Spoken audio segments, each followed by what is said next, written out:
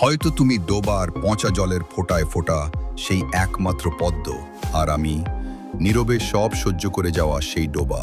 হয়তো তুমি জ্যোৎস্নার মায়াবী আলো, আর আমি সেই চাঁদ, নিজে পুড়েও অন্যকে আলো দিতে জানে। হয়তো তুমি সেই গোলাপ, আর আমি তার কাঁটা, যাকে ছিঁড়তে গেলে আগে আমাকেই রক্তাক্ত হতে হয়। তবু জানো, ডোবা না থাকলে পদ্মের জন্ম হতো না, চাঁদ না থাকলে জ্যোৎস্নার অস্তিত্ব থাকতো না, আর কাঁটা না থাকলে গোলাপের সৌন্দর্য অসম্পূর্ণ থেকে যেত। আমি হয়তো সবসময় সামনে আসি না, আমার যন্ত্রণা হয়তো চোখে পড়ে না, কিন্তু তোমার অস্তিত্বের প্রতিটি স্তরে নীরবে, নিঃশব্দে আমি জড়িয়ে আছি।